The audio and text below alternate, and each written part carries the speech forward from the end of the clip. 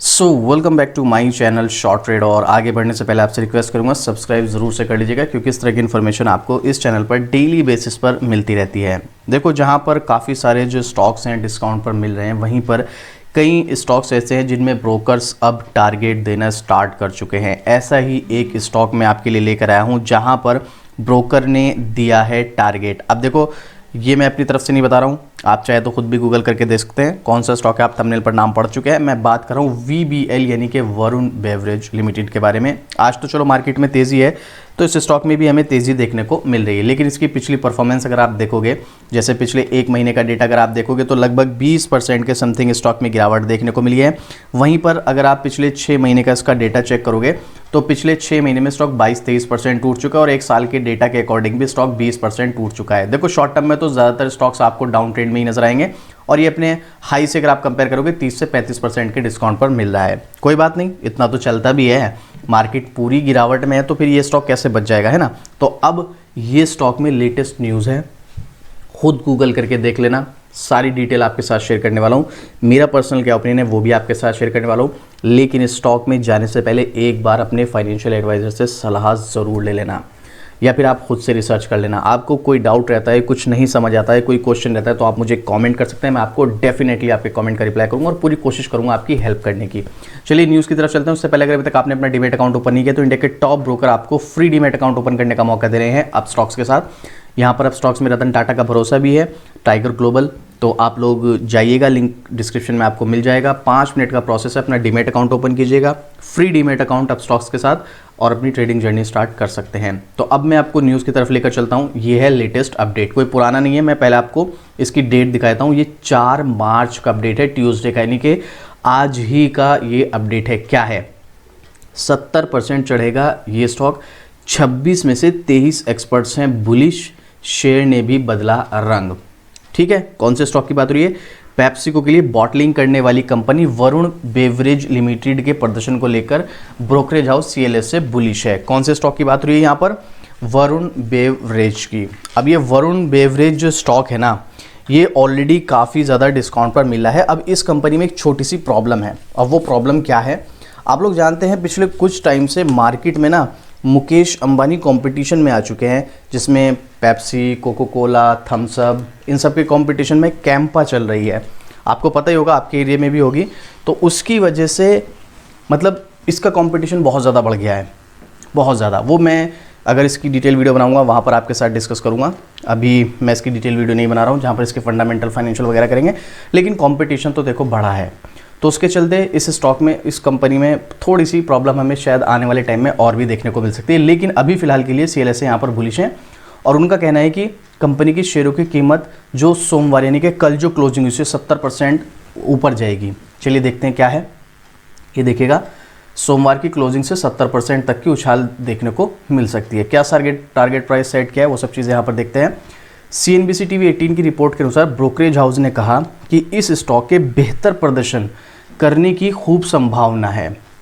ठीक है, हालांकि ब्रोकरेज हाउस की तरफ से टारगेट प्राइस में कटौती की गई है। नया टारगेट 770 रुपये दिया गया है, जो कि पहले 802 रुपये था। बहुत ज़्यादा कटौती नहीं की गई, लेकिन कटौती की गई है। ये बता दें कि इस कटौती के बाद भी सोमवार की क्लोजिंग की तुलना में कंपनी के शेयरों में 70% की बढ़ोतरी की जो है संभावना हमें देखने को मिल सकती है। आर्थिक स्थिति कैसी है? दिसंबर क्वार्टर के रिजल्ट की अगर हम बात करें तो इसका रेवेन्यू 3679 करोड़ रुपए रहा। ईयर ऑन ईयर बेसिस पर 38% की बढ़ोतरी देखने को मिली। कंपनी के नेट प्रॉफिट की बात करें तो अक्टूबर से दिसंबर क्वार्टर में 185 करोड़ रहा, जो कि ईयर ऑन ईयर बेसिस पर 40% बढ़ा है। तो देखा जाए तो जहां पर हमने ज़्यादातर कंपनी के रिजल्ट देखे हैं काफ़ी ख़राब देखने को मिले हैं, उनके कंपेरिजन में इसका जो रिजल्ट है वो काफ़ी ज़्यादा बेटर हमें देखने को मिल रहा है। अब यहाँ पर मैं आपको एक ही चीज़ बोलूँगा, अगर बहुत ज़्यादा एनालिस्ट किसी स्टॉक को कवर कर रहे हैं और उसमें से मोस्टली एनालिस्ट आपको बाय रिकमेंड कर रहे हैं, तो ये एक हमारे लिए एक पॉजिटिव साइन होता है। मैं ये नहीं कह रहा हूँ कि सिर्फ इसके बेस पर आप स्टॉक में एंट्री लें, ऐसा नहीं करना है, और भी चीज़ें हमें देखनी होती हैं। तो यहाँ पर भी कुछ ऐसी कंडीशन है, 26 में से 23 एनालिस्ट जो है उनमें से 3 एनालिस्ट होल्ड करने की सलाह दे रहे हैं और 23 बाय करने की सलाह दे रहे हैं। एक भी एनालिस्ट ने सेल करने के लिए रिकमेंड नहीं किया है। अब ये तो हो गया बहुत ज़्यादा पॉजिटिव पॉइंट। अभी हम टेक्निकल चार्ट पर चलकर भी देखेंगे, ये तो सब यहाँ पर एक्सपर्ट्स के ओपिनियन है, लेकिन आगे स्टॉक में क्या रह सकता है वो भी डिस्कस करेंगे। बाकी यहाँ पर बताया गया कैसा कैसा प्रदर्शन रहा उसके बारे में हम डिस्कस नहीं करने वाले हैं। चलो पहले एक बार मनी कंट्रोल की वेबसाइट पर एक्सपर्ट्स का यहाँ पर भी ओपिनियन देख लेते हैं, एनालिस्ट यहाँ पर क्या बोलते हैं। तो आप सबसे पहले नाम पढ़ लीजिएगा, वरुण बेवरेज। हाँ, इसके एक्सपर्ट्स का ओपिनियन दिखाने से पहले मैं आपको बता दूं, छोटी कंपनी समझने की गलती मत करना। 1.5 लाख करोड़ से प्लस का मार्केट कैप है डिस्काउंट होने के बाद।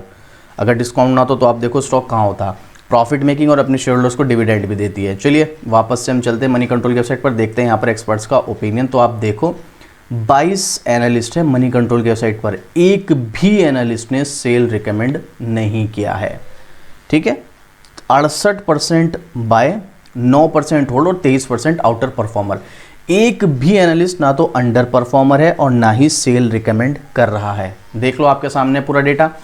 मतलब अगले एक साल में अगर आप सोच रहे हैं कोई ऐसा स्टॉक कि भाई मुझे अगले एक साल में जिसमें प्रॉफिट हो, तो आपके लिए ये स्टॉक एक अच्छा स्टॉक साबित हो सकता है। और ऐसा मैं नहीं बोल रहा हूँ, यहाँ पर एक्सपर्ट्स का बोलना है, मेरा नहीं है।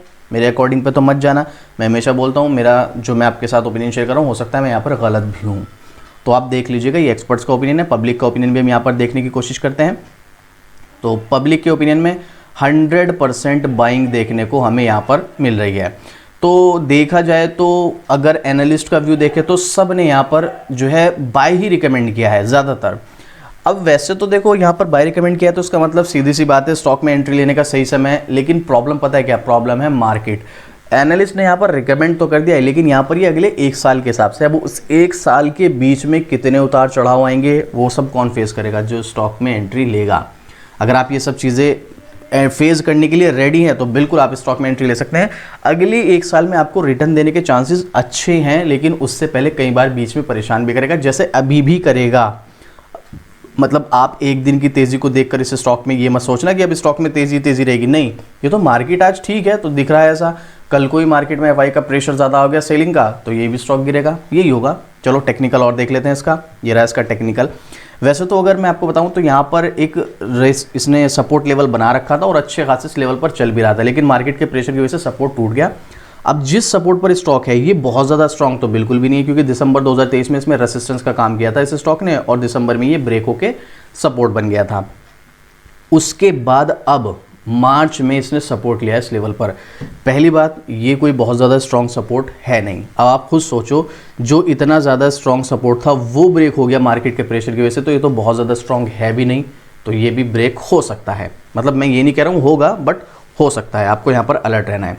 दूसरी चीज़, मार्केट में जब तक प्रेशर रहेगा तब तक ये स्टॉक नीचे की तरफ जाता रहेगा। आपको क्या लग रहा है अभी तेज़ी आ रही? इससे पहले क्या इस तरह की तेज़ी नहीं आई? देखो यहाँ पर अभी ये 2 दिन से तेज़ी है ना, इससे पहले भी 2-3 दिन तेज़ी रही, उससे पहले भी यहाँ पर तेज़ी रही, उससे पहले भी तेज़ी रही। ये तो बीच बीच में आती रहती है, छोटे छोटे ग्रीन कैंडल बनती रहती है। इसका मतलब ये थोड़ी स्टॉक में तेज़ी आ गई। अभी भी स्टॉक में है डाउन ट्रेंड ही। ये जो यहाँ पर आपको टारगेट वगैरह दिए जा रहे हैं, ये सब चीज़ें, ये आपको कम से कम 6 महीने से साल भर के बीच देखने को मिलेंगे। उससे पहले अगर आप स्टॉक में जाने का प्लान कर रहे हैं कि भाई नहीं अब यहाँ से स्टॉक ऊपर जाएगा, तो ये गलती दिमाग से निकाल देना, गलतफहमी, ऐसा नहीं होने वाला है। आप अगर इस लेवल पर एंट्री लेने का प्लान कर रहे हैं तो आपको गिरावट अगर होती है तो वो फेस करनी पड़ेगी। स्टॉक जाएगा ऊपर ही, लेकिन उससे पहले गिरेगा भी, और वो गिरावट फेस करने का दम होना चाहिए, तब आप स्टॉक में एंट्री ले सकते हैं। बाकी इस स्टॉक में जो है कॉम्पिटिटर इसके कोको कोला वगैरह हो चुके हैं। मैंने एक आर्टिकल भी पढ़ा था, यहाँ पर तो शायद शो नहीं हो रहा है, जिसमें कोको कोला के जो कॉम्पिटिटर है कैंपा वगैरह की वजह से बहुत ज़्यादा इस मार्केट में इस स्टॉक पे आगे चल के इसके रेवेन्यू वगैरह या नेट प्रॉफिट पे भी फ़र्क पड़ने वाला है। वो सब चीज़ें मैं डिटेल वीडियो में शेयर करूँगा, क्योंकि अभी आप देखेंगे तो कैंपा ने काफ़ी सारा मार्केट जो है इंडिया के अंदर काफ़ी एक्वायर कर लिया है। अगर आप जहाँ भी रहते हैं आप अपने आसपास देखेंगे तो आपको कैंपा वगैरह बहुत ज़्यादा देखने को मिल जाएंगी, जिसमें एनर्जी ड्रिंक, इनकी सॉफ्ट ड्रिंक सब कुछ है, तो उसके मार्केट पर बहुत ज़्यादा फ़र्क पड़ा है। अब ये क्या काम करती है? पेप्सो की बॉटलिंग वगैरह करती है ये, तो जाहिर सी बात है भाई ये बॉटलिंग करती है, तो जब मार्केट में माल पहले के कंपैरिजन में कम जाएगा तो रेवेन्यू थोड़ा कम होगा, सेल्स थोड़ी कम होगी, बहुत ज़्यादा फर्क नहीं पड़ेगा लेकिन थोड़ा बहुत तो फर्क पड़ेगा ही पड़ेगा। और अगर ऐसे ही चलता रहा तो कैंपा एक टाइम बाद आके बहुत ज़्यादा मार्केट कैप्चर कर लेगा, जिसका नुकसान इस कंपनी को या इनकी जो पेरेंट कंपनी उनको देखने को मिलेगा। अब वो हम सब डिटेल में डिस्कस करेंगे। आप अगर इस स्टॉक में जा रहे हैं सिर्फ और सिर्फ लॉन्ग टर्म के पर्पज से, अगर आपने हाई लेवल पर भी बाई किया तो आप इसको एवरेज कर सकते हैं, बट देखो अपने रिस्क के अकॉर्डिंग आप इन्वेस्टमेंट करना है। ऐसा नहीं कि मेरे कहने पे आपने बहुत ज़्यादा लगा दिया। अपने फाइनेंशियल एडवाइजर से सलाह लेना या खुद से रिसर्च करना। कोई डाउट कोई क्वेश्चन आ जाता है तो आप मुझे कमेंट कर सकते हैं, मैं आपकी पूरी कोशिश करूंगा कमेंट में ही हेल्प करने की, पूरा सॉल्यूशन आपको प्रोवाइड करा सकूं। अब आपके पास ये स्टॉक है, आप इसको बाय करने का प्लान कर रहे हैं, आपका कोई क्वेश्चन कोई डाउट है तो कमेंट करके जरूर से बताना, और इस तरह की डेली अपडेट के लिए भाई शॉर्ट ट्रेड को सब्सक्राइब भी कर लेना। तो चलिए मिलते हैं फिर से इसी तरीके एक और जबरदस्त जानकारी के साथ। जय हिंद।